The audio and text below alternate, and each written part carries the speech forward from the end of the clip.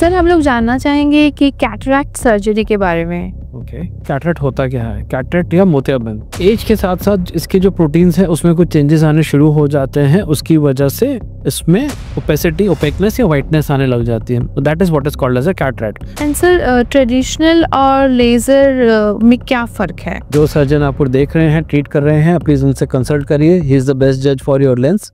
Hi everybody, आज हम लोग आए हैं आई फॉर यू जो द्वारका में है। यहाँ पे जो डॉक्टर है doctor Ankush Mutreja and he is a eye specialist. तो आज बात करते हैं हम इनसे कैटरैक्ट सर्जरी के बारे में। सर हम लोग जानना चाहेंगे कि कैटरैक्ट सर्जरी के बारे में। ओके, सो पहले शुरू करते हैं कि कैटरैक्ट होता क्या है। कैटरैक्ट या मोतियाबिंद, देखो ये हमारे एक आई का एक मॉडल है बेसिकली, जो हमारी आई अंदर से एक ह्यूमन आई कैसे दिखती है। तो बेसिकली ये हमारे आई का लेंस होता है, जिसका काम होता है इस रेटिना पे रेस या लाइट को फोकस करना, ताकि हमारी विजन क्लियर रहे। एज के साथ साथ इसके जो प्रोटीन्स है उसमें कुछ चेंजेस आने शुरू हो जाते हैं, उसकी वजह से इसमें ओपेसिटी, ओपेकनेस या व्हाइटनेस आने लग जाती है। That is what is called as a cataract. इसकी वजह से लाइट पीछे ट्रांसमिट नहीं हो पा रही होती है और पेशेंट को धुंधला या चौंधा लगता है धूप के अंदर। तो इसको हम निकाल के कैटरैक्ट सर्जरी, जो आज के टाइम पे काफी एडवांस सर्जरी और काफी फाइन सर्जरी है, उससे हम इस लेंस को निकाल के इसकी जगह एक न्यू आर्टिफिशियल लेंस लगा देते हैं, जो क्लियर पीछे रेस को पास कर सके और लाइट को फोकस करने में हेल्प कर सके। राइट। और लेंसेज के क्या ऑप्शंस होते हैं? लेंसेज के आज के ऑप्शंस बहुत सारे मार्केट में हैं, बट जस्ट उसको एक सिंपल फॉर्म में ब्रेक करने के लिए, जैसे कि हमारी जो विजन होती है उसमें दूर की नजर होती है,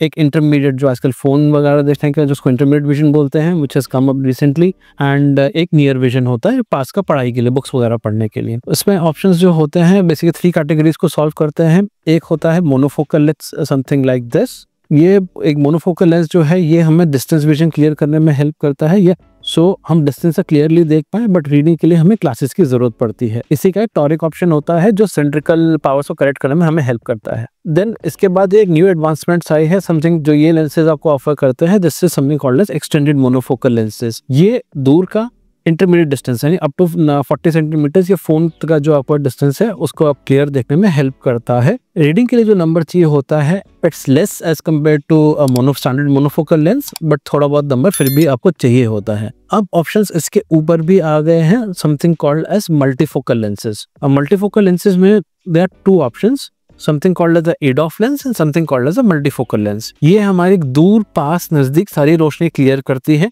इस वाले में दूर पास जो ADOF लेंस होता है इसमें दूर पास नजदीक का क्लियर हो जाता है, रीडिंग के लिए थोड़ा सा नंबर रह जाता है, बट इसमें रिंग्स नहीं होती है। तो जो इनका एक्टिव लाइफस्टाइल है, जिनको ड्राइविंग वगैरह करनी होती है, वो उनके लिए ADOF बेटर ऑप्शन है। दूसरा ऑप्शन होता है ट्राइफोकल लेंस। ये ऑलमोस्ट 95 to 97% तक स्पेस के रिक्वायरमेंट खत्म कर देता है, बट इसमें रिंग्स होते हैं।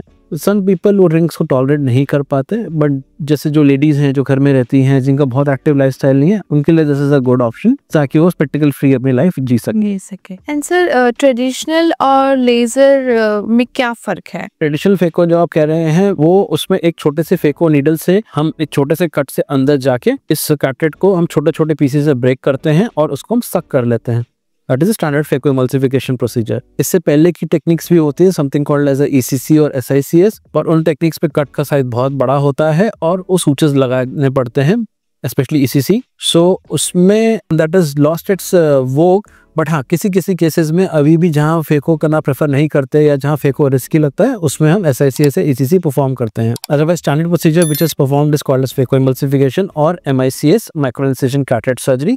जो लेटेस्ट एडवांस है लेजर कैटरेट सर्जरी और femto laser assisted cataract surgery, वो हमारे कुछ महीन स्टेप्स में इसके कॉर्निया पे कट्स बनाने के लिए या इसके जो ऊपर के कैप्सूल है उसको हटाने के लिए उसमें एक लेजर के माध्यम से वो कट्स दे देता है, which helps us and even in breaking this nucleus, so that it helps assist us in some of the trickier steps of phacoemulsification and makes it easier for us। FLSCS एक advancement है नॉवरोटिन phaco के ऊपर। In few conditions, जैसे specially बहुत hard cataract है या सबलक्सेटेड lens है, उन केसेस के अंदर FLSCS का एडवांटेज है, बट फॉर रूटीन केस अभी तक जितनी स्टडीज हैं वो यही कहती हैं रूटीन MICS और FLSCS या femto laser assisted cataract surgery के अंदर कोई खास अंतर नहीं देखा गया, be it dryness, be it post op visual recovery, be it post op vision और be it any other parameter.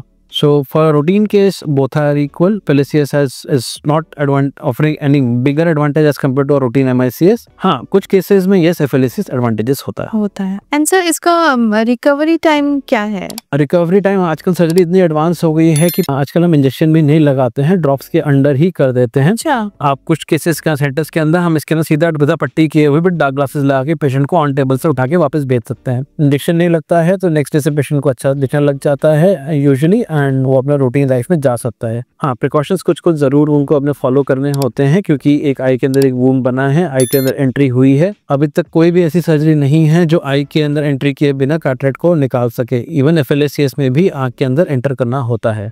तो ये बहुत बड़ी मिथ है कि लेजर से आप कट नहीं लगाते हैं. यस, इसके we don't use a blade, we use a femto laser to do the work of the blade, but still we are giving a cut with the laser which हम MICS में routine blade से देते हैं. इतना ही फर्क है. But yes, cut लगेगा, आई के अंदर हमें जाना पड़ेगा जिसके अंदर से हमें कैटरेक्ट निकालना पड़ेगा और कोई रास्ता नहीं होता.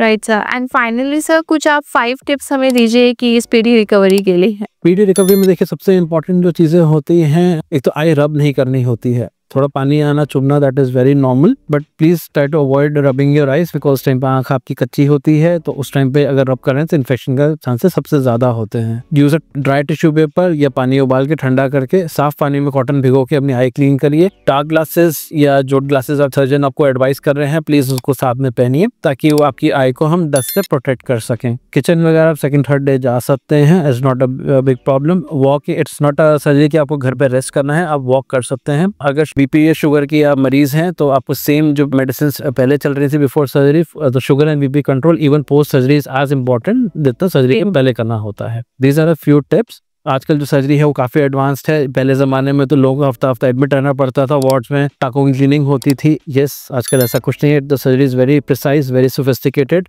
फास्ट रिकवरी है. मतलब पहले कैटरेक्ट सर्जरी जो होती थी it was a vision giving surgery. Now it has become a sort of a refractive surgery कि पीपल वांट विजन नहीं चाहिए, हमें चश्मा भी उतारना है. सो हमारे पास ऐसे ऑप्शंस हैं. Yes, we can do that. जो सर्जन आपको देख रहे हैं, ट्रीट कर रहे हैं, प्लीज उनसे कंसल्ट करिए. ही इज द बेस्ट जज for your lens. It's not necessary कि एक लेंस जो आपके पड़ोसी को फिट हो रहा है वही सेम लेंस आपको फिट हो. इनफैक्ट आपकी दोनों आईज में भी मे बी हो सकता है अलग अलग लेंसेज की आपको चॉइस दी जाए, but that is the call of your surgeon. So please discuss with. Okay. Thank you, sir. Thank you for the information.